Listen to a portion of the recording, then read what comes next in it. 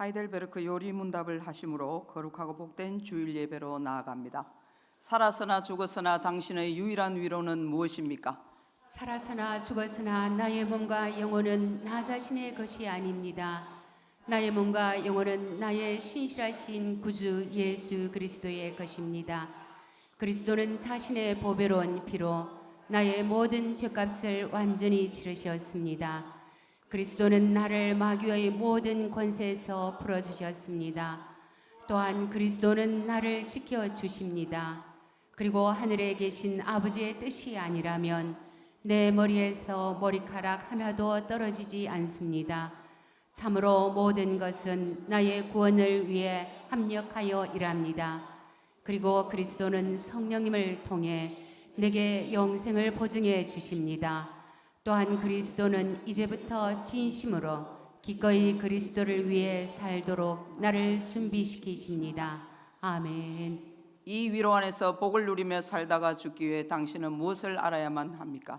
다음 세 가지를 알아야만 합니다. 첫째, 나의 죄와 비참함이 얼마나 큰지 알아야 합니다. 둘째, 어떻게 내가 나의 모든 죄와 비참함으로부터 구원받는지 알아야 합니다. 셋째, 어떻게 내가 그러한 구원을 주시는 하나님께 감사해야 하는지 알아야 합니다. 아멘.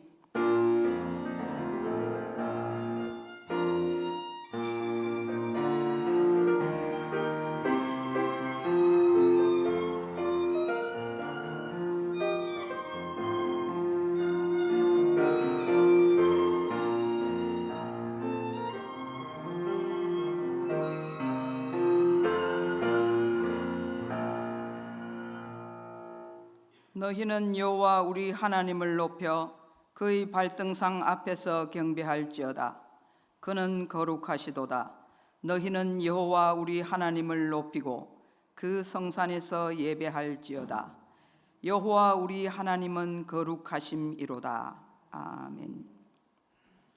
할렐루야. 우리의 힘이 되신 하나님, 날마다 숨을 쉬는 순간마다 주님께서 함께하여 주시고 모든 일을 형통하게 인도해 주신 은혜에 감사를 드립니다. 늘 감사가 넘치는 입술 되게 하옵시며 지금까지 베풀어 주신 많은 은혜들을 잊지 않는 저희들이 되게 하옵소서. 이 시간도 온 마음과 정성을 다해 드리는 우리의 예배를 기쁘게 받아 주옵시며 진리의 말씀과 하늘의 평안을 넘치도록 채워 주옵소서. 한 주간도 각자가 찬 삶의 환경 가운데서 우리를 지키시는 방패가 되어주시는 주님만을 의지하며 승리하게 하옵소서. 예수님의 이름으로 기원하옵나이다. 아멘. 찬송가 138장을 부릅니다.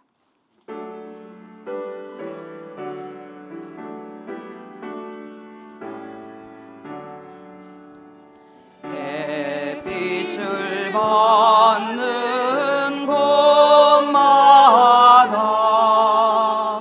주 예수 다스리시고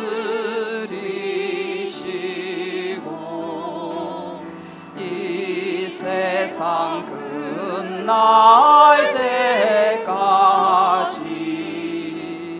그 나라 왕성하리라. 주님을 찬양하면서 간절히 기도드리니 그 기도 향기 되어서 주 앞에 상달하도다.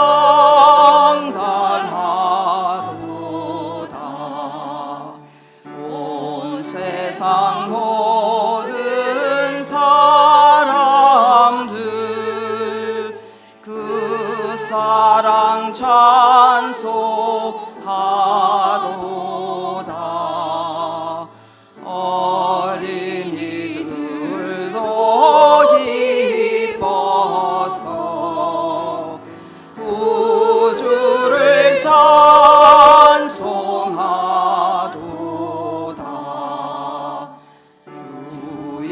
주 계신 곳마다 그 은혜 충만하도다. 고뇌하고 지친 사람들 주님의 사랑받도다. 이 세상 모든 만물아 주 앞에 경배하여라. 저 천군 천사다 함께 주님을 찬송하여라.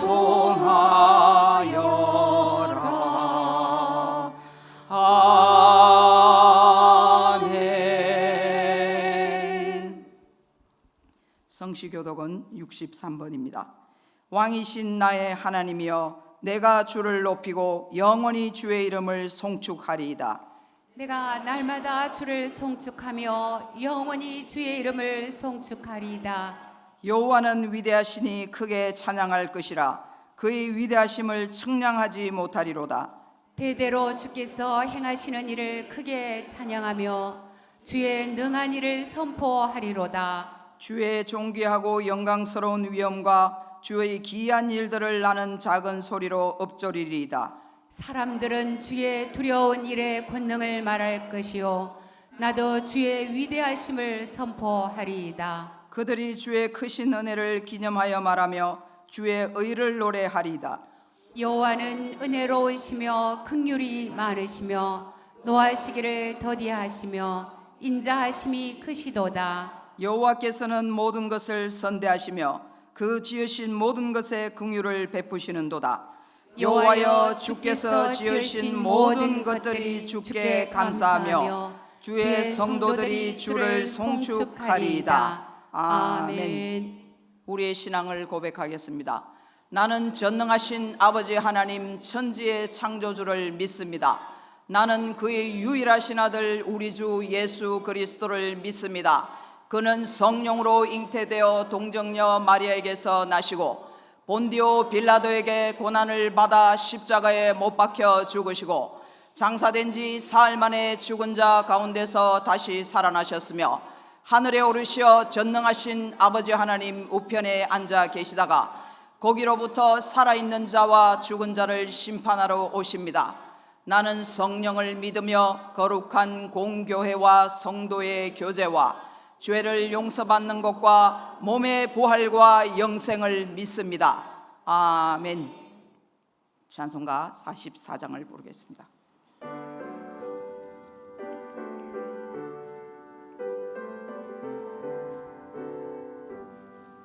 지난 일의 동안에 예수 인도했으니 주의 전에 모여서 감사 찬송합니다. 가장 복된 이 날은 하늘 안식표로다. 가장 복된 이 날은 하늘 안식표로다. 주의 공로 힘입어 은혜 주심 빌때에 화목하게 하시고 죄를 벗겨주소서. 세상 걱정 버리고 은혜 받게 하소서. 세상 걱정 버리고 은혜 받게 하소서. 하나님의 이름을 찬송하러 왔으니 모임 중에 계시고 영광 나타내소서. 하늘 잔치에 참여하게 하소서. 기쁜 하늘 잔치에 참여하게 하소서. 주의 기쁨 복음을 모두 듣게 하시고 주의 은혜 베풀어 위로하여 주소서. 주님 오실 때까지 이 날 지키리로다. 주님 오실 때까지 이 날 지키리로다.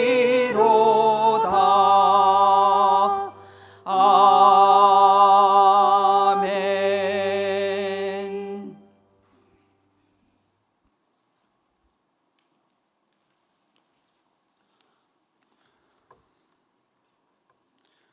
천지 만물을 창조하시고 선하신 뜻대로 보존하시며 다스리시는 하나님, 지으신 만물을 통하여 영광과 찬송을 받으옵소서.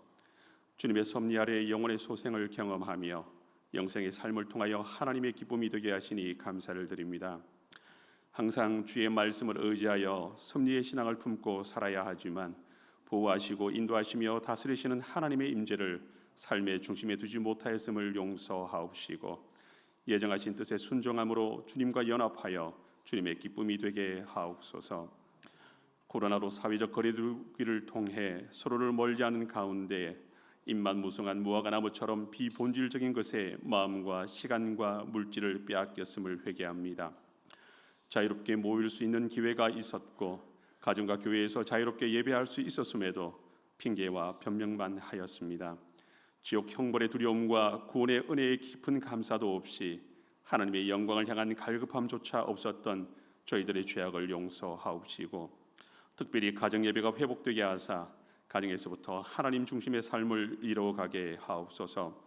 하나님을 안다고 여기지만 여전히 무지 가운데 있는 저희를 긍휼히 여기사 예수 그리스도의 대속과 부활이 우리의 믿음과 신앙의 근원이 되고 진리의 말씀을 더욱 사모하여 주님을 삶의 주인으로 모시며 주님의 뜻을 이루어가는 도구로 쓰임받게 하옵소서.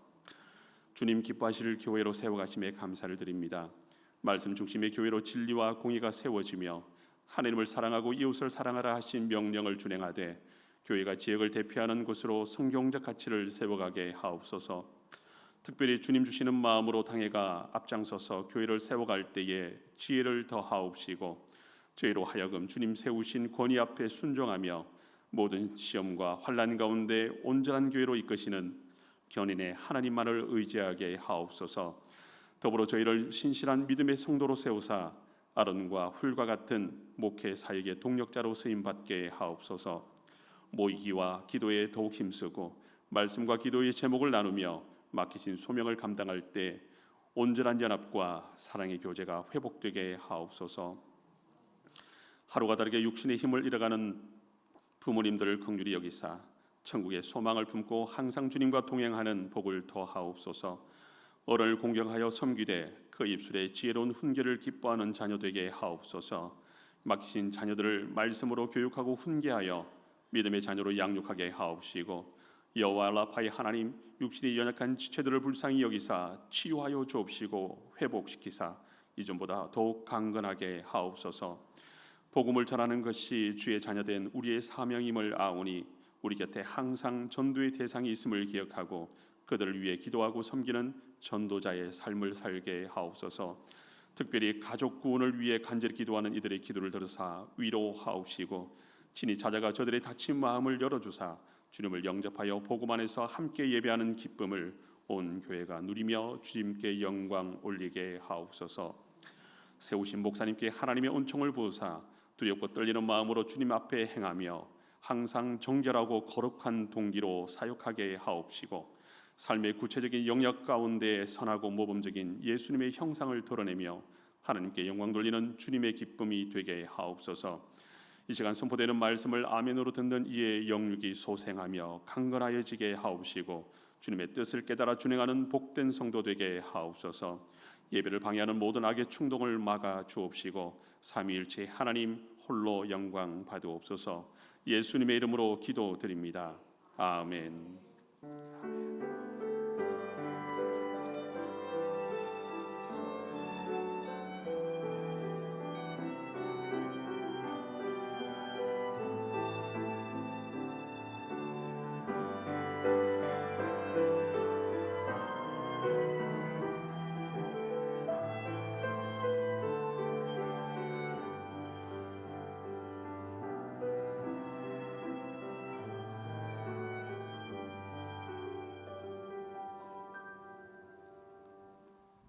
하나님께서 오늘 우리에게 주신 말씀은 창세기 50장 19절로 21절 말씀입니다.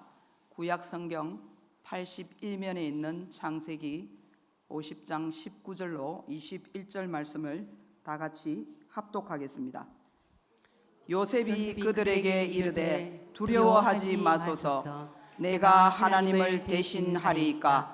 당신들은 나를 해하려 하였으나 하나님은 그것을 선으로 바꾸사 오늘과 같이 많은 백성의 생명을 구원하게 하시려 하셨나니 당신들은 두려워하지 마소서. 내가 당신들과 당신들의 자녀를 기르리다 하고 그들을 간곡한 말로 위로하였더라. 아멘.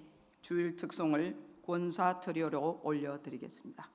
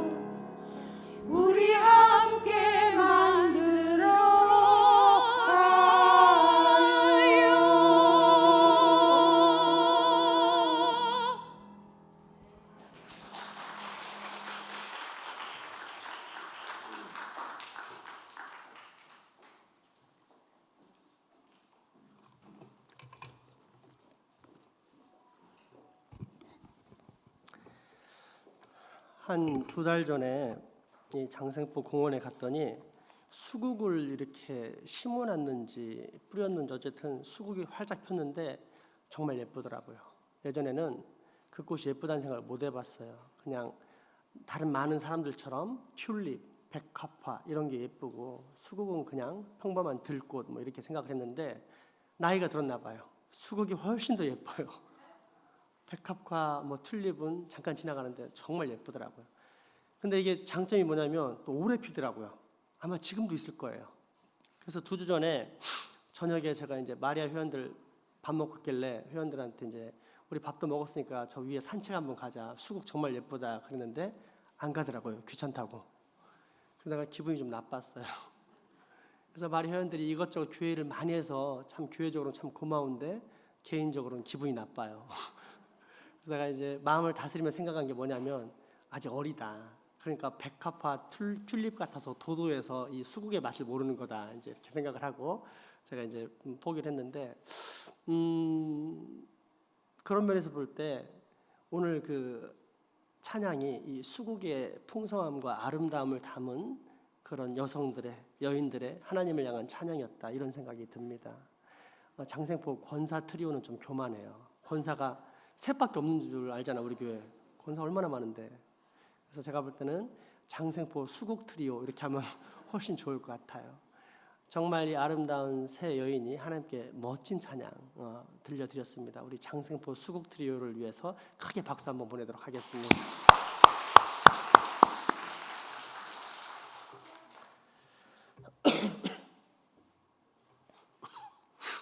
지난 주일 저녁이었습니다. 우리 아이들에게 설교 내용을 물었더니 잘 모르겠다는 것입니다. 열심히 설교한 보람도 없을 뿐더러 무엇보다 우리 집 아이들이 잘 모르겠다고 하니까 매우 얄미웠습니다.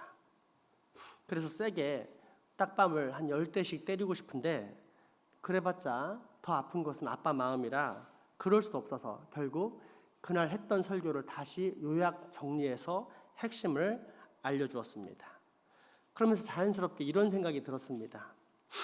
목사님네 애들이 이 정도라면 다른 집도 거의 마찬가지이지 않을까. 때문에 그날 밤부터 설교 준비에 대한 열정이 불타올랐는데 그 열심이 얼마나 특심이었는지 꿈속에서도 온 교회 아이들을 다 모아놓고 목청껏 설교를 하는 것이었습니다. 그러다가 지쳐서 좀 쉬자 이런 마음으로 휴식을 취했는데 꿈이 깼고 시간을 보니 새벽 3시였습니다. 그래서 다시 책상에 앉아 이후로 사흘 동안 열심히 준비한 설교가 오늘 서두에 전할 아이들을 위한 설교입니다. 여기에서 가장 어린 아이인 초등학교 1학년을 중심으로 했으니 앞으로 섭리를 모르는 아이는 그 부모님이 크게 혼날 수도 있습니다. 자, 지율, 바인, 혜린, 시온. 자, 초등학교 1학년 잘 들어. 섭리라는 것은 보존과 다스림을 말해. 뭐라고? 그렇지. 지율이 똑똑하다. 지율이 똑똑하니까 지율이 얘부터 들어보자. 아빠 엄마가 지율이 낳은 다음에 이렇게 말했다고 생각해보자. 야 허지율, 너 낳는다고 우리가 얼마나 고생했는지 알아? 진땀 뺐다. 그러니까 이제부터는 너 스스로 혼자 살아가거라. 그리고는 길바닥에 딱 던져놓으면 갓난아이인 지율이가 혼자 스스로 살 수 있을까? 그렇지. 똑똑하다. 엄마 아빠가 잘 보호해서 먹여주시고 입혀주시고 또 살게 해주셨기 때문에 지율이가 살아있는 거야. 알았지? 이처럼 보호해서 잘 살게 해주는 걸 보존이라고 해. 뭐라고? 우리 지율이 굿. 멋있어요. 이번에는 다스림에 대해서 알아보자.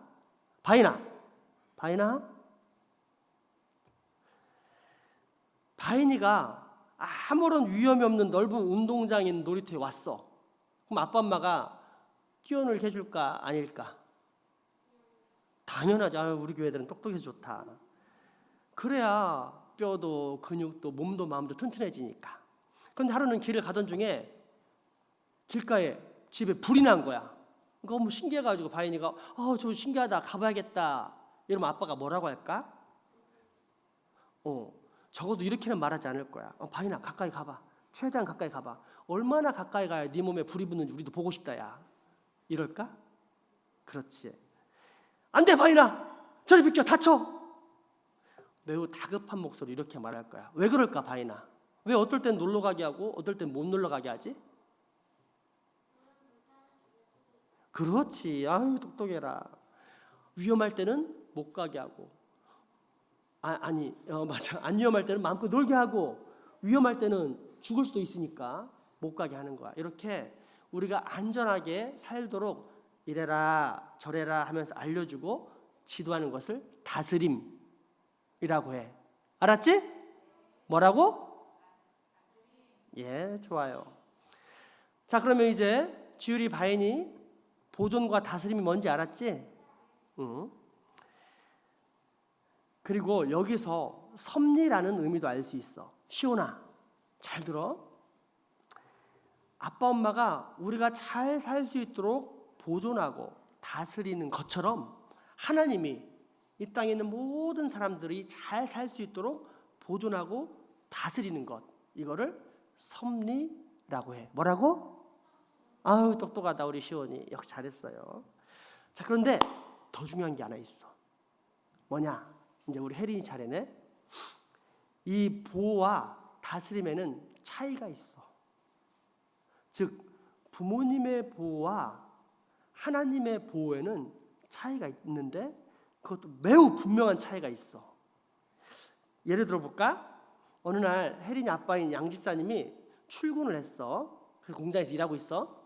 혜린이는 이제 바닷가에 놀고 있는데 전날 비가 온 거야. 그래서 미끄러웠는데 싹 헛디뎌가지고 바닷가로 퐁당 빠졌어.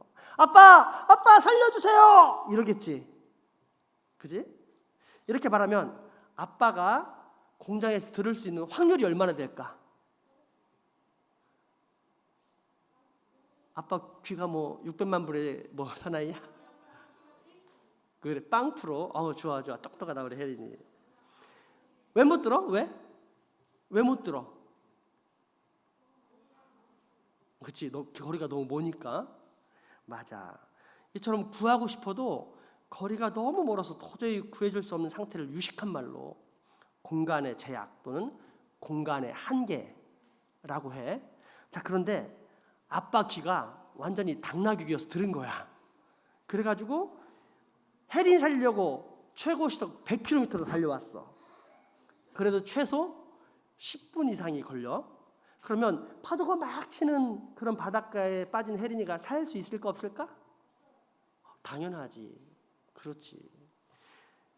이처럼 내가 원한다고 해서 시간을 빨리 가게 하거나 또는 느리게 가게 할 수 없는 것, 그 시간 때문에 뭔가를 제대로 할 수 없는 것을 시간의 제약 또는 시간의 한계라고 해. 자, 그런데 이제 마지막으로 한번 둘 다 가능하나 다듬어 보자. 아빠가 저 멀리 명천동에서 당나귀 귀로 듣고 시속 300km로 달려서 3분 만에 왔어. 혜린이 살 수 있어 없어? 있지. 바인이 그렇게 얘기할 거야. 그런데 전문가들의 말에 의하면 살 수 없대. 왜냐하면 물에 빠진 사람은 살고자 하는 본능이 있어서 괴력이 생긴대. 그래서 아빠가 혜린이를 딱 잡으려고 하면은 아빠를 꽉 껴안는데 이걸 못 놓기 때문에 아빠가 수영을 하고 싶어도 할 수가 없는 거야. 그래서 결국 둘 다 죽는데. 그래서 이처럼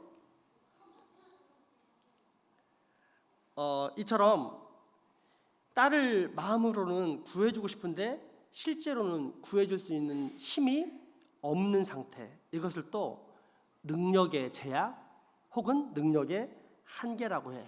결론적으로 말해서 아빠 엄마가 우리를 잘 살 수 있도록 아무리 보호하고 다스리려고 해도 공간적, 시간적, 능력적으로 한계를 지닌 사람이기 때문에 절대 우리를 지켜줄 수 없다는 거야. 이것이 사람의 보존과 다스림. 하지만 하나님의 보존과 다스림, 즉 하나님의 섭리는 어떨까? 한계가 있을까 없을까? 없어. 당장에 혜린이가 물에 딱 빠지면 하나님이 큰 물고기를 보내서 혜린이를 딱 집어 삼키셔. 그리고는 잘 보호했다가 퇴 하고 뱉어가지고 저 육지에 떨어뜨리게 만들어 주시지. 만약에 그렇게 안 하고 혜린이가 그대로 죽는다면 그것은 하나님께서 혜린이에게 더 좋은 곳을 보내주고 싶으셔서 천국으로 불러주시는 그런 걸 거야. 자, 그러면 이처럼 시간이나 공간이나 능력에 있어서 한계가 없으면서 이 세상과 우리가 가야 될 저 세상까지 다 다스리고 계시는 하나님, 그 하나님의 능력, 보존, 다스림, 이걸 뭐라고 한다고? 뭐라고 한다고? 하나님의 섭리라고 하는 거야. 알았지? 이제 하나님의 섭리가 뭔지 알았어? 하이델베르크 제27문답 함께 읽겠습니다. 당신은 하나님의 섭리에 대해 어떻게 이해합니까? 섭리란 하나님이 전능하시며 언제나 함께하는 권능을 가리킵니다. 그 권능을 통해 마치 자기의 손으로 하시는 것처럼 하나님은 여전히 하늘과 땅과 모든 피조물을 보존하시며 다스리십니다. 따라서 잎새와 풀, 비와 가뭄, 풍년과 흉년, 먹을 것과 마실 것, 건강과 질병, 부요와 가난 등 이 모든 것들은 우연에 의해서가 아니라 우리의 아버지이신 하나님의 손에 의해 우리에게 주어집니다. 아멘. 시간이나 공간이나 능력에 있어서 한계가 없는 하나님, 그래서 우리가 믿는 하나님을 무한하시고 전능하신 하나님이라고 부릅니다. 그 하나님이 우리를 보존하고 다스리고 계시는 이것 하나님의 섭리라고 하는데, 이 섭리는 두 가지입니다.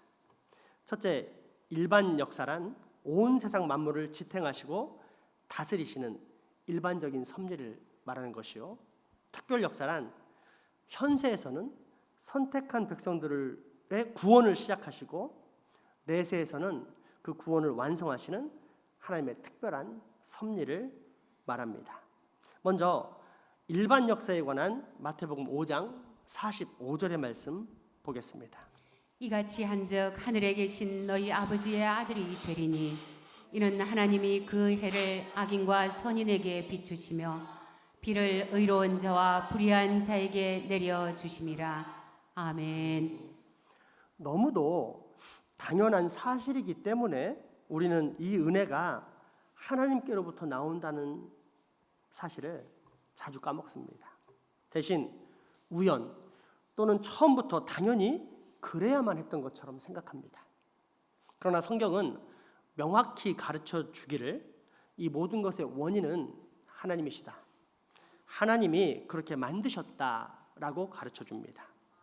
이것이 선인과 악인에게 동일하게 적용되는 하나님의 보존과 섭리, 곧 하나님의 보존과 다스림, 곧 하나님의 일반적인 섭리입니다.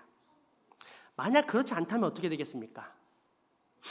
하나님 잘 믿는 사람에게만 해가 내리쬐고 하나님을 잘 안 믿는 사람에게는 늘 먹구름만 가득하다면 하나님 안 믿는 사람들이 건강하게 살 수 있을까요? 또한 하나님 잘 믿는 사람의 논밭에만 비가 내리고 하나님 안 믿는 사람 논밭에는 전혀 비가 내리지 않는다면 어떻게 될까요? 아마도 불신자들은 다 굶어 죽을 것입니다. 더 실제적인 예를 들어 믿는 사람에게만 좋은 공기가 오고 믿지 않는 사람들에게는 나쁜 공기가 간다라고 생각해 봅시다.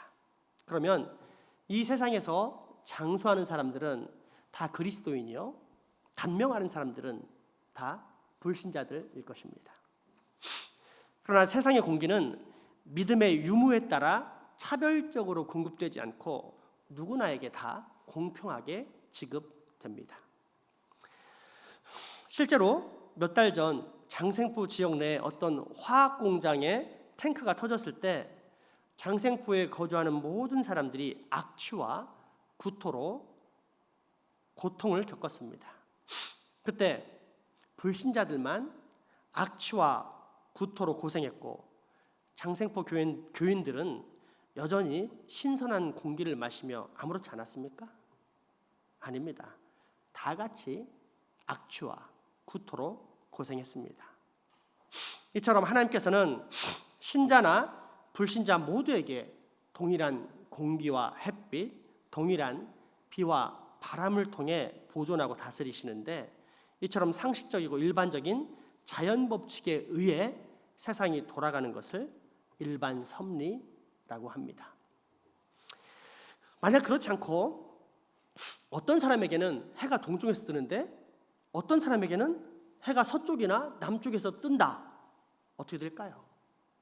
아마도 각각의 시계가 달라서 사람들은 서로 약속을 잡기가 어려울 것입니다. 뿐만 아니라 모든 사람이 함께 공유하고 있는 상식이란 것도 존재하지 않을 것입니다.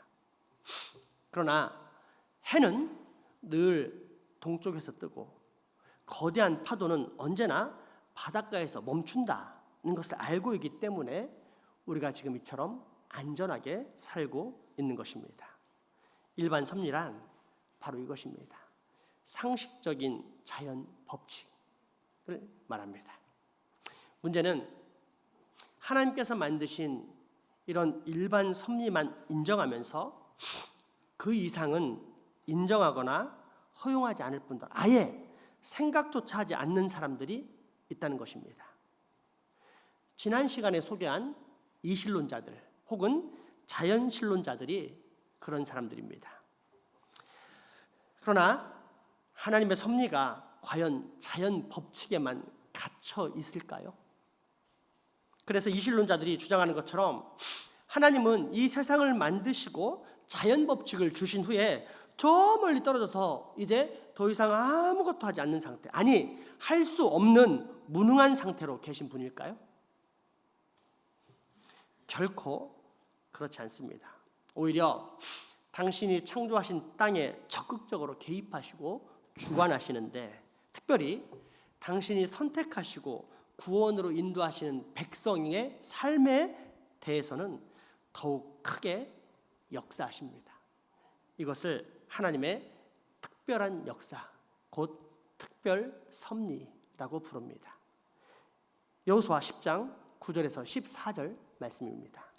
여호수아가 길갈에서 밤새도록 올라가 갑자기 그들에게 이르니 여호와께서 그들을 이스라엘 앞에서 패하게 하심으로 여호수아가 그들을 기브온에서 크게 살육하고 벳호론에 올라가는 비탈에서 추격하여 아세가와 막게다까지 이르니라.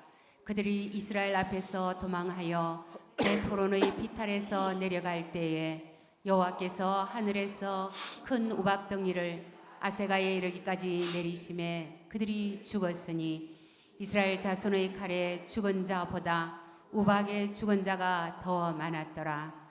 여호와께서 아모리 사람을 이스라엘 자손에게 넘겨주시던 날에 여호수아가 여호와께 아뢰어 이스라엘의 목전에서 이르되 태양아 너는 기브온 위에 머무르라. 달아 너도 이알론 골짜기에서 그러할지어다 하매 태양이 머물고 달이 멈추기를 백성이 그 대적에게 원수를 갚기까지 하였느니라. 야살의 책에 태양이 중천에 머물러서 거의 종일토록 속히 내려가지 아니하였다고 기록되지 아니하였느냐. 여호와께서 사람의 목소리를 들으신 이 같은 날은 전에도 없었고 후에도 없었나니 이는 여호와께서 이스라엘을 위하여 싸우셨음이니라. 아멘. 볼티모어시 커티스 기계회사의 우주관계 과학자들이 인공위성의 궤도를 작성하기 위해서 태양, 달과 주변 혹성들의 궤도 조사를 하던 중에 컴퓨터가 멈춰버렸습니다. 원인을 조사해 보니까 계산상 하루가 없어졌기 때문입니다. 컴퓨터를 다시 돌릴 해답을 도저히 찾을 수 없었는데 그때 문득 한 사람이 주일학교 때 배운 여호수아 10장에 태양이 멈춘 사실을 떠올렸고, 과학자들은 그 사라진 하루를 찾기 위해 컴퓨터 전자계산기를 돌려서 여호수아 시대의 궤도를 조사했습니다. 그 결과 23시간 20분 동안 궤도가 정지에 섰다는 답을 얻게 됩니다. 그러면 나머지 40분은 어떻게 된 것일까요? 역시 성경을 뒤질 수밖에 없었는데 열왕기와 20장 8절에서 11절에 그 내용이 나오게 됩니다. 함께 읽겠습니다.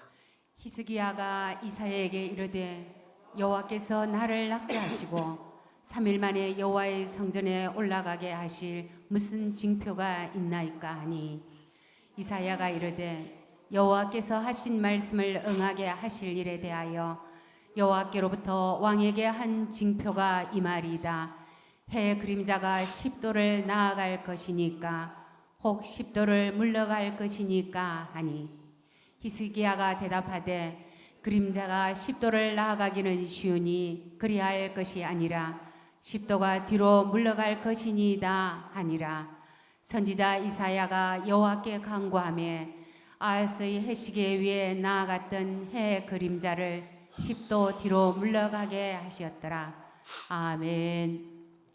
죽을 병에 걸린 히스기야가 심히 통곡하면서 살려달라고 애원하자 하나님께서 히스기야의 청을 들어 15년을 더 살려주겠다라고 약속하신 내용입니다.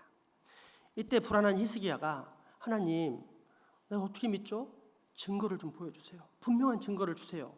하면서 그 증거로서 시계를 뒤로, 그러니까 자연적인 진행 방향의 반대로 10도만 물러나게 해달라고 요청했는데 이것을 시간으로 계산하면 다음과 같습니다. 딱 40분이 나옵니다. 그리고 이 둘, 아까의 여호수아의 사건과 지금의 히스기야 사건의 내용을 합하면 정확하게 하루 24시간이 됩니다. 하나님께서는 당신의 목적을 위해서라면 자연 현상까지도 언제든지 조절하실 수 있는 분이라는 사실을 확인시켜 주고 계신 것입니다. 그렇다면 이제 상식적으로 한번 생각해 봅시다. 이 세상은 이신론자 또는 자연신론자들이 주장하는 기계적인 세상입니까? 아니면 성경이 말하는 섭리의 세상, 곧 하나님의 보존과 다스림을 받는 세상입니까? 그렇습니다. 하나님의 섭리가 이 세상을 지배하고 다스리는 것입니다. 그리고 이러한 하나님의 섭리가 특별히 더 강하게 역사되는 곳이 택함받은 하나님의 백성들의 삶인데 오늘 본문은 바로 그 역사에 대한 의식, 하나님의 특별 섭리에 관한 말씀을 소개해주고 있는 장면입니다. 창세기 50장 말씀입니다. 요셉이 그들에게 이르되 두려워하지 마소서 내가 하나님을 대신하리이까 당신들은 나를 해하려 하였으나 하나님은 그것을 선으로 바꾸사 오늘과 같이 많은 백성의 생명을 구원하게 하시려 하셨나니 당신들은 두려워하지 마소서 내가 당신들과 당신들의 자녀를 기르리이다 하고 그들을 간곡한 말로 위로하였더라. 아멘. 요셉을 포함한 총 12형제의 아버지인 야곱이 죽었을 때 발생한 일입니다. 요셉과 그 위에 10명의 형들과는 어떤 관계입니까? 원수 관계입니다. 안 그래도 얄미운 요셉이 어릴 때 꿈 이야기하면서 잘난 체하자 죽이자라고 전부 동의했던 사람들이 요셉의 형들입니다. 친동생의 피는 보지 말자는 의견에서 마지못해 노예로 팔긴 했지만 실제로는 죽이고 싶은 마음을 가진 악한 사람들이 요셉의 형들입니다. 그런데 13년 후 정반대 위치에 서게 됩니다. 원수보다 더 못된 친형들이 약 60명의 가족들을 데리고 애굽으로 피신해 오는데 이때 누가 이민을 허용해 줍니까?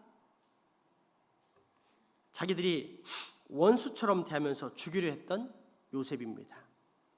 즉 형들은 애굽이란 나라에 들어온 이민자요.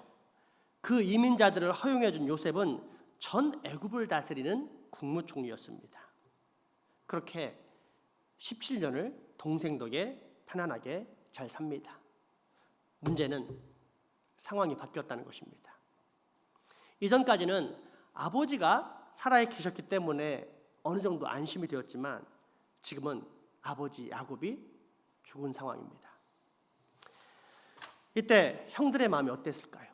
두려움에 벌벌 떱니다. 그러면서 과거에 자기들이 지은 죄에 대한 처벌로 온 가족이 죽는 것보다는 차라리 종이 되어서라도 사는 게 낫지 않겠느냐, 그런 생각에 얼른 가서 동생에게 잘못했다고 빌자라고 이구동성으로 외치며 요셉 앞으로 달려나갑니다. 창세기 50장 15절에서 18절 말씀입니다. 요셉의 형제들이 그들의 아버지가 죽었음을 보고 말하되 요셉이 혹시 우리를 미워하여 우리가 그에게 행한 모든 악을 다 갚지나 아니할까 하고 요셉에게 말을 전하여 이르되 당신의 아버지가 돌아가시기 전에 명령하여 이르시기를 너희는 이같이 요셉에게 이르라 내 형들이 내게 악을 행하였을지라도 이제 바라건대 그들의 허물과 죄를 용서하라 하셨나니 당신 아버지의 하나님의 종들인 우리의 죄를 이제 용서하소서 하매 요셉이 그들이 그에게 하는 말을 들을 때에 울었더라. 그의 형들이 또 친히 와서 요셉의 앞에 엎드려 이르되 우리는 당신의 종들이니이다. 아멘. 이때 요셉이 뭐라고 답변합니까? 옛끼 놈들 다 죽었었네. 옛날에 내가 그렇게 살려달라고 애원했는데 무시하고 팔아 넘겼지? 내가 까먹은 줄 알았어? 다 기억하고 있어. 하나하나 상세히 다 기억해. 이제 모든 악을 징벌하마. 뿌린 대로 거두게 해줄게. 이렇게 대답했습니까? 아닙니다. 이 모든 것이 다 우리의 증조 할아버지이신 아브라함에게 말씀하신 하나님의 약속이 성취되는 계획이라고 답변합니다. 이 모든 것이 우리 민족을 구별하여 제사장 나라 삼으시려는 하나님의 특별한 섭리였다고 말합니다. 그 선포가 바로 오늘 본문의 말씀입니다. 다시 한번 본문 봉독하겠습니다. 요셉이 그들에게 이르되 두려워하지 마소서 내가 하나님을 대신하리이까 당신들은 나를 해하려 하였으나 하나님은 그것을 선으로 바꾸사 오늘과 같이 많은 백성의 생명을 구원하게 하시려 하셨나니 당신들은 두려워하지 마소서 내가 당신들과 당신들의 자녀를 기르리이다 하고 그들을 간곡한 말로 위로하였더라. 아멘. 이 세상이 특별히 하나님을 믿는 하나님의 백성들의 삶에 우연이 있다는 뜻입니까? 아니면 오직 하나님의 섭리만이 있다는 뜻입니까? 하나님의 섭리. 우리는 절대 실수가 없으신 아버지 하나님의 손안에 붙잡혀 사는 거룩한 백성인 것입니다. 영어에 이런 문장이 있습니다. I have a butterfinger. 한번 보여주실래요? 여러분들 아는 단어가 있습니다. I have a butterfinger. 버터죠, 버터. 버터가 묻은 기름기 있는 손가락이면 어떤 걸 잡아도 잘 붙잡지 못하고 떨어뜨리기가 쉽습니다. 그런 경우에 사용되는 말이 butterfinger, I have a butterfinger입니다. 하나님의 섭리인 보존과 다스림에 관한 하이델베르크 제27, 8 문답에는 이 손이라는 말이 3번 나오는데 손으로 보존하신다. 하나님의 손에 의해 우리에게 주어진다. 하나님의 손 안에 있다 등입니다. 이때 하나님의 손이 이런 butterfinger라면 어떻게 되는 것입니까? 아마도 우리는 하나님의 섭리에 대해 결코 신뢰할 수 없을 것입니다. 하나님께서 뭔가를 계획했는데 실천하다 보니 능력이 부족하다거나 혹은 지혜가 없어서 다 할 수 없을 뿐더러 또 자주 실수를 한다라는 뜻이 되기 때문입니다. 그런 하나님을 우리가 철저히 신뢰할 수 있을까요? 그리고 이런 일이 빈번하게 일어난다면 아마도 우리는 이 세상이 하나님의 법칙이 아닌 우연과 원인 모를 어떤 힘에 의해서 다스려진다라고 생각할 것입니다.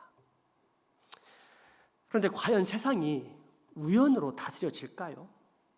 한글 자음과 모음 플라스틱 수십만 개를 가져다가 헬기로 장색부 운동장에 뿌렸습니다. 그랬더니 우연히 황순원의 소나기라는 소설이 나올 수 있는 확률은 얼마나 될까요? 불가능합니다. 그러니 세상이 우연히 만들어졌고 또 우연히 돌아가고 있다? 이것은 상식적으로 더더욱 말이 안 되는 것입니다. 그렇다면 정답은 무엇입니까? 이 모든 것을 다 가능하게 만드는 것은 무엇입니까? 오직 전지전능하신 하나님의 손, 하나님의 능력, 곧 하나님의 섭리입니다. 그래야만 이 세상이 존재할 수 있고 또 운영될 수 있습니다. 그리고 세심한 하나님께서는 연약한 믿음을 가진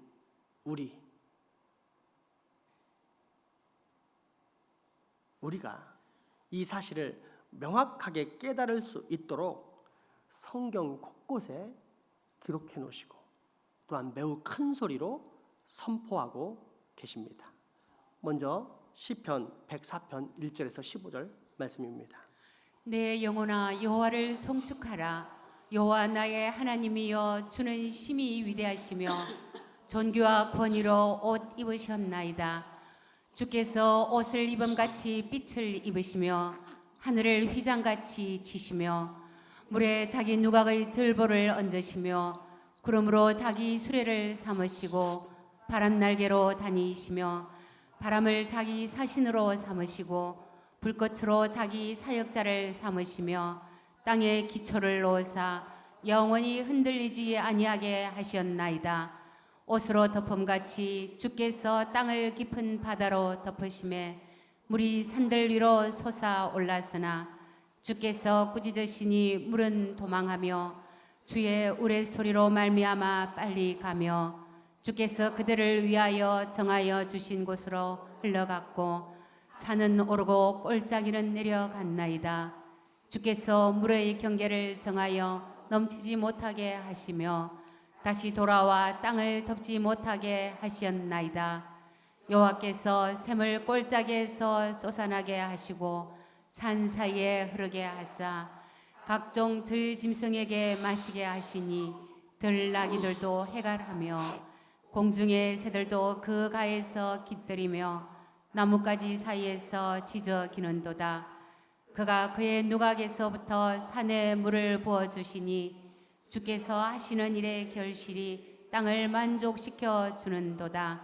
그가 가축을 위한 풀과 사람을 위한 채소를 자라게 하시며 땅에서 먹을 것이 나게 하셔서 사람의 마음을 기쁘게 하는 포도주와 사람의 얼굴을 윤택하는 기름과 사람의 마음을 힘있게 하는 양식을 주셨도다. 아멘. 그럼에도 불구하고 여전히 믿음이 없는 자들을 위해서 하나님은 이사야 46장 8절에서 11절을 통해 다시 한번 섭리를 말씀하십니다. 너희 패역한 자들아 이 일을 기억하고 장부가 되라. 이 일을 마음에 두라.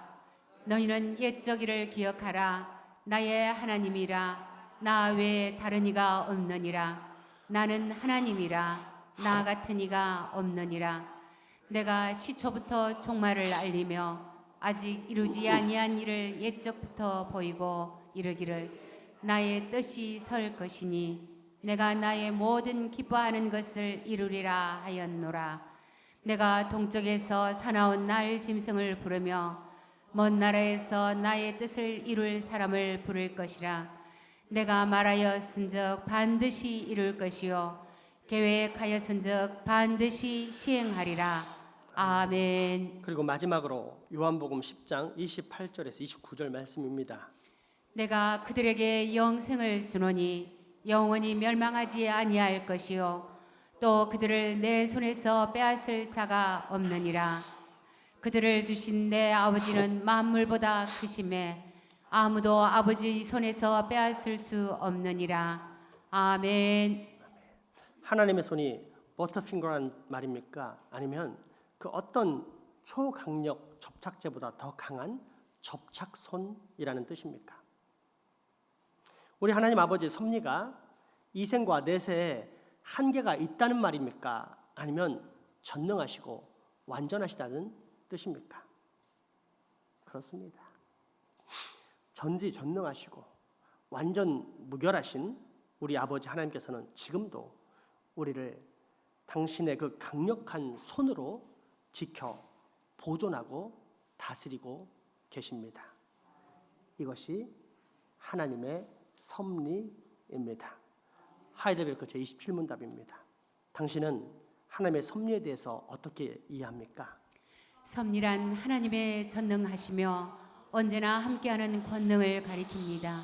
그 권능을 통해 마치 자기의 손으로 하시는 것처럼 하나님은 여전히 하늘과 땅과 모든 피조물을 보존하시며 다스리십니다. 따라서 잎새와 풀, 비와 가뭄, 풍년과 흉년, 먹을 것과 마실 것, 건강과 질병, 부요와 가난 등 이 모든 것들은 우연에 의해서가 아니라 우리 아버지이신 하나님의 손에 의해 우리에게 주어집니다. 아멘. 우리 찬양할까요? 여러분, 믿음이 좋은 사람들이 왜 찬양을 하는지 아십니까? 음악이 아닙니다. 음악 리듬이 좋으니까 세상 노래보다는 그냥 교회 노래를 하겠다 하는 것은 찬양이 아니라 음악입니다. 근데 정상적인 믿음을 가진 사람들은 찬양을 좋아합니다. 왜 그럴까요? 첫째, 구원의 감격 때문에 그렇습니다. 사망으로 갈 수밖에 없는 나를 대신해서 예수님이 저 십자가에 돌아가심으로 내가 살았다? 그 구원받았다? 그 구원의 감격이 크기 때문에 하나님을 경배하고 하나님께 찬양을 올려드리는 것입니다. 문제는 이 구원의 감격이 평생 가던가요? 안 가죠. 식어지고 롤러코스터처럼 왔다 갔다 하죠. 그럼에도 불구하고 찬양이 끊이지 않는 이유가 있습니다. 그 이유는 바로 이 하나님의 섭리를 알기 때문입니다. 이 가운데서 여전히 나와 함께 하시는 하나님의 은혜, 다스림, 보존을 알기 때문에 하나님께 경배하고 감사 올려드리고 영광과 찬양을 돌려드리는 것입니다. 그래서 참으로 믿는 자에게서는 그 입술에서 날마다 찬양이 흘러나오는 것입니다. 우리 그러한 마음의 고백을 담아 우리 주 아버지 하나님께 경배 올려드리겠습니다.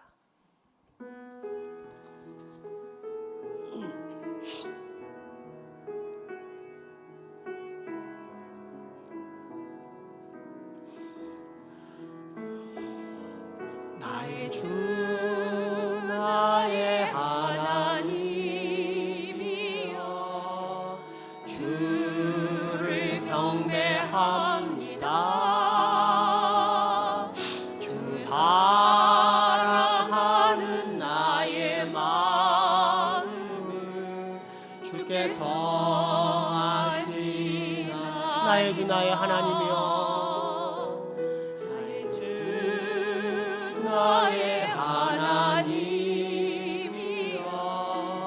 주를 경배합니다.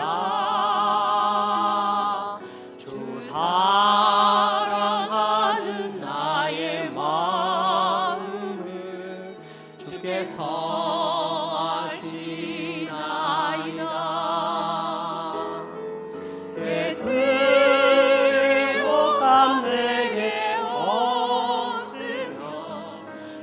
드릴 향유 없지만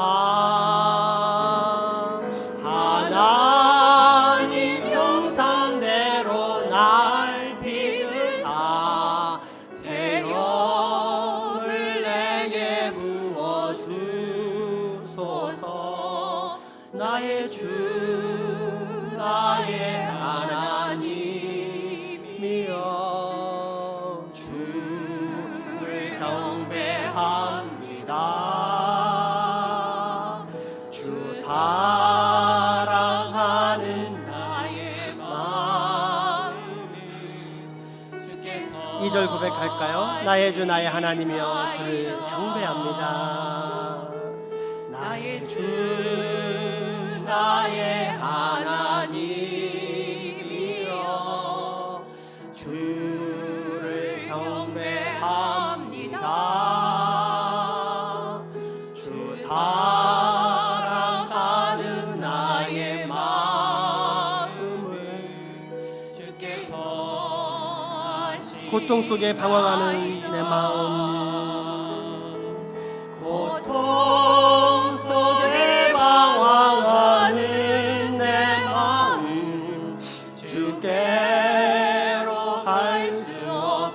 저항할 수 없는 그 은혜로 저항할 수 없는 그 은혜로 주님 다시 한번 고백할까요? 고통 속에 방황하는 내 마음, 고통 속에 방황하는 내 마음 주께로 갈 수 없습니다. 주께로 갈 수 저항할 수 없는 그 은혜로 주님의 길을 걷게 하소서. 저항할 수 없는 그 은혜로 주님의 길을 걷게 하소서. 나의 주 나의 하나님이여 주를 경배합니다. 주 사랑하는 나의 마음을 주께서 아시나이다. 하나님을 더 풍성하게 찬양하고 또 우리의 삶이 더 풍성해질 수 있도록 하나님께서 수많은 악기들을 주셨지만 가장 아름다운 악기는 하나님이 주신 우리의 목소리입니다. 이 시간 다시 그 최고의 악기로 하나님을 찬양하기 소망합니다.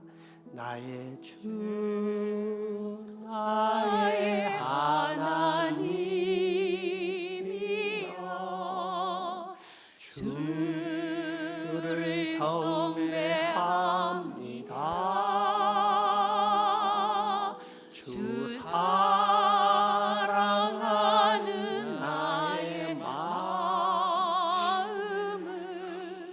주께서 다시 한번 고백할까요? 나의 주 나의 하나님이여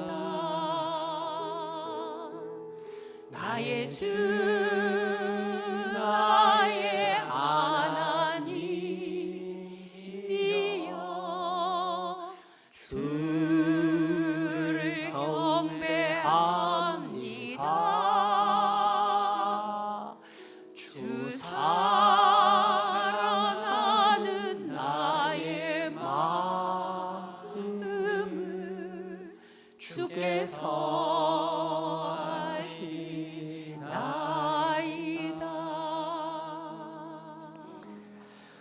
완전하신 손으로 늘 우리를 돌보시는 섭리의 하나님, 오늘 우리로 우리 아버지 하나님의 은혜를 더 잘 알고 한층 더 굳게 신뢰할 수 있게 해주셔서 감사합니다.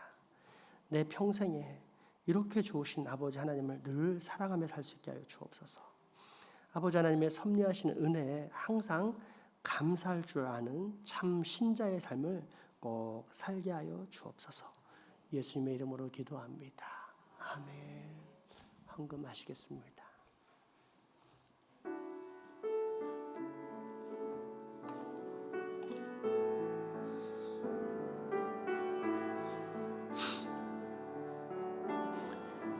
내게 있는 양육아 주께 가져와 그 발 위에 입 맞추고 깨드립니다.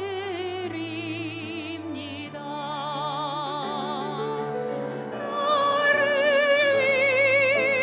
험한 산길 모르신 그가 걸음마다 크신 사랑 새겨놓았네.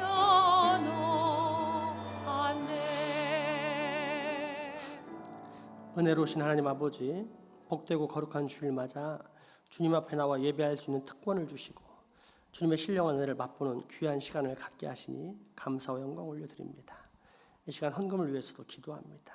먼저 저희가 드린 모든 헌금이 자원함으로 드리는 헌금, 하나님께서 베푸신 은혜에 감격하여 드리는 헌금 되게 하옵소서. 또한 세상의 기준으로 볼 때는 지극히 작은 것들이지만 정성 어린 과부의 두 랩돈을 기뻐 받으시는 주님이시기에 오늘 이 시간 우리의 뜻과 정성을 모아 드리오니 주님이 모든 헌금을 기쁨으로 연락하여 주옵소서.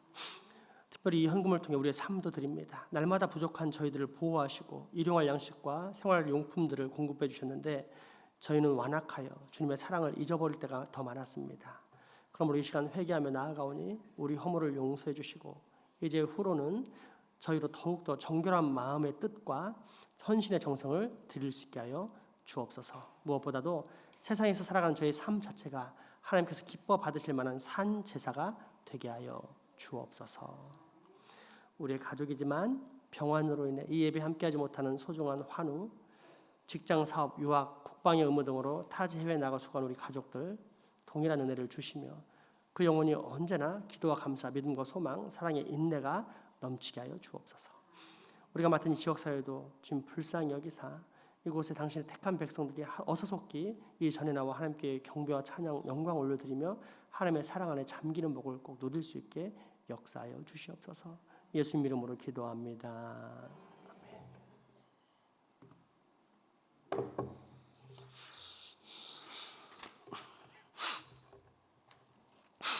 먼저 이제 자리 광고를 하나 좀 드리도록 하겠습니다. 우리 교회가 이전에 작고 약할 때는 뭐 이런 광고가 필요가 없었는데 이제는 이제 하나님이 은혜를 주셔서 많이 부흥을 하고 체계를 잡아가기 때문에 자리 광고를 하나 드립니다. 자리 광고하니까 앞으로 와서 앉아라 이런 얘기처럼 저기 긴장하실 것 같은데 물론 그건 기본적인 거라 얘기 안 합니다. 다른 게 아니라 맨 뒷자리는 교역자 또는 예배 도우미의 자리입니다. 근데 거기에 다른 분들이 앉아버리면 빨리빨리 도울 수 없으니까 방송실에 뛰어나와야 되고 그 자리에 앉는 분들은 거기 앉는 순간 예배를 돕는 자다 이런 개념이 있어야 되는데 이게 없고 그냥 멍하니 앉아있고 에어컨이 추울 때 빨리 조절한다든지 또 불을 여기 꺼야 되는데 영상 때문에 할 때 그냥 멍하니 앉아있어 버리면 일을 할 수가 없어요.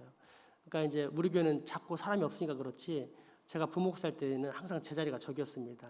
한 4-5천 명 되는 교인들을 조절할 적에 저기서 이제 부목사가 담임 목사의 뜻을 받들어서 철저하게 관리를 했습니다. 왜 그러느냐? 예를 들면 이런 겁니다. 그게 너무 형식적이지 않냐 이러는데 잘 생각해 보십시오. 우리가 예배를 드린다는 것은 하나님과 눈을 맞춘다는 얘기입니다. 뭐 신인 동영법적인 관점으로. 자, 제가 아내랑 데이트를 하고 있어서 눈을 맞추며 데이트를 하는데 옆에 미니스커트님이 지나가니까 이러면 되겠습니까? 이러면 얼마나 아내가 기분 나쁘고 아내를 무시하는 겁니까? 항상 아내와 데이트할 때는 끝까지 눈을 맞추고 마지막까지 대화를 마무리하고 함께 나가야 되는 것처럼 하나님께 예배로 왔을 때는 눈을 하나님과 항상 고정되어 있어야 합니다. 그 눈이 고정될 수 있도록 준비를 시키는 것이 예배 도움이 드립니다. 그래서 평신도들이 예배를 잘 드릴 수 있도록 큰 교회는 교역자들이 저 뒷자리에 앉아가지고 딱 준비를 합니다. 항상. 장로님들은 앞자리, 우리 교회처럼 앞자리에 앉아서 본이 되고. 근데 우리 교회는 지금까지는 사람이 없으니까 아무나 더 저기 앉아버리고 그러니까 정작 앉아야 할 사람이 못 앉으니까 시간적으로 딜레이가 되고 예배 시간에 한눈을 팔게 되는 그런 상황이 발생을 했습니다. 제가 이걸 광고를 드린 이유는 앞으로 교회가 어떻게 가야 될지 여러분이 다 알고 계시라고 몇몇 사람들이 교회를 운영하는 것이 아니라 우리 모두가 교회를 운영하는 것이기 때문입니다. 저 뒷자리는 앞으로는 교역자와 지정된 예배 도우미들이 저기 앉는다 생각하시고 자리가 없으면 앉으셔도 됩니다. 그러나 자리가 여유가 있다 그러면 맨 뒷자리만 피하고 앞으로 다 앉아주시면 감사하겠습니다. 이번 우리 교회는 이제 코비드 19에 관련해 가지고 정부 단 협조하면서 자율적으로 하는데 2단계까지는 무조건 다 나오셔도 됩니다, 여러분. 왜냐하면 2단계가 절반으로 알고 있는데 우리 교회는 200석을 가지고 있는데 전 예배 인원이 나오면 100명이 될까 말까 합니다. 그래서 2단계까지는 거리낌 없이 예배 다 나온다라고 생각하시고 그 이후 단계부터는 자신들이 알아서 나는 코로나가 좀 무섭다 그러면 안 나오시면 되고 그러면 자연스럽게 숫자가 맞춰지지 않겠나라고 생각을 하고 있습니다. 그렇게 참고하시고 벌써 2단계부터 이렇게 안 나오시고 그러는 분들은 안 됩니다. 그거는 자신의 게으름을 보여준 거라고밖에는 이해할 수가 없습니다. 그래 아시고 예배는 항상 모여야 됩니다. 인격과 공동체적으로 모여서 함께 예배를 드려야 된다는 그 개념을 항상 가지고 계시고 모여서 예배하시기 바랍니다. 다음 주에 임시 재직회가 있습니다. 또 지역 섬김을 위한 식혜 판매를 마리아 여전도의 주관으로 다음 주에 있습니다. 1층 로비 또는 만나홀에서 파는데 이렇게 남은 수익금으로 마스크를 구입해서 우리 이 지역 사회 어른들 마스크랑 또 식혜를 갖다 드리려고 하고 있습니다. 다음 주에 그냥 돈 내라는 것도 아니고 여러분 그분들을 위해서 내가 뭐 식혜를 좀 많이 사 먹겠다 생각하시고 많이 사시기 바랍니다. 교육부 수련회가 각각 있습니다. 8월 1일부터 3일 2주 뒤에 교회에서 있는데 많은 기도와 또 물질의 후원까지 해주시면 감사하겠습니다. 환우를 보시면 우리 정삼래 권사님이 대상포진이 걸려서 중국 한마음병원에 입원해 있습니다. 뭐 저희 딸도 입원해서 알지만 병원에서 일체 못 오게 합니다. 이제 그러려니 하시고 기도로서 빨리 회복되고 완전히 회복될 수 있도록 좀 도와주시기 부탁드립니다. 우리 교회가 후원하는 거 새로 넣습니다. 원래 하고 있었는데 이제 공식적으로 넣는데 첫째 해외 필리핀 비칼 은혜교회 우리가 사실은 많이 개척하는 데 힘을 보태고 도와줬던 교회잖아요. 그래서 그 교회 앞으로 우리가 장차 목회적으로 계속 지속적으로 돕기로 했습니다. 또 필리핀 마닐라 조이풀 처치 조이풀 교회라는 곳은 우리 옛날에 그 청계천의 빈민들 하다시피 사역하는 그런 도시 빈민 선교라고 보시면 됩니다. 해외 간접 선교는 울산 항만 선교를 돕고 있고요. 방송 선교는 CBS, CTS, AP 극동 방송 이렇게 듣고 있습니다. 또한 NGO 선교 이렇게 정부가 관여하지 않는 민간 단체 선교라고 할 수 있는데 이런 NGO 선교를 우리가 굿네이버스의 협력교회로 활동하고 있습니다. 기억하시고 또 자부심을 가지시고 또 이 일이 잘 될 수 있도록 기도로 도와주시길 소망합니다. 우리 마지막 찬양 드리겠습니다.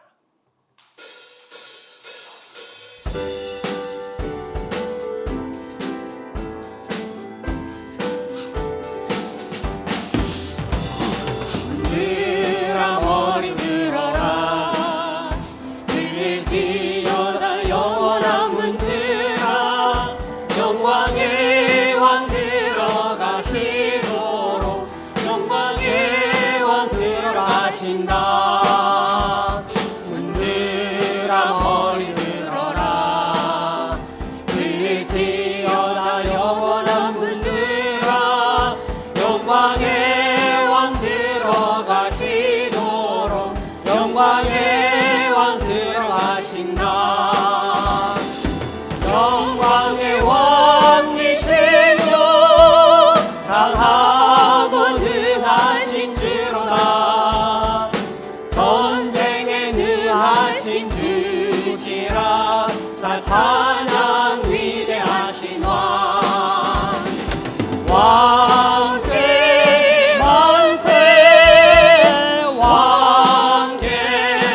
만세. 당신은 영광의 왕이라. 다 찬양 위에 왕께 만세.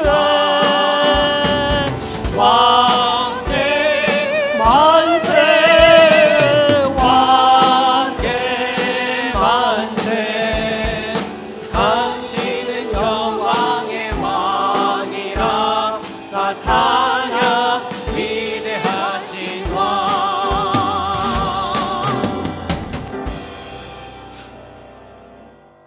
우리 주 예수 그리스도의 은혜와 하나님의 크신 사랑과 성령님의 교통하심이 이제후로 하나님께서 베풀어 주신 섭리의 은혜를 신뢰하면서 날마다 그 은혜 가운데 거하며 살기를 갈망하겠다라고 다짐하고 결단하는 여기 모인 모든 주의 자녀들의 머리 위와 가정, 이웃 그리고 후손들에게 지금부터 영원토록 함께 하시기를 간절히 축원하옵나이다. 아멘.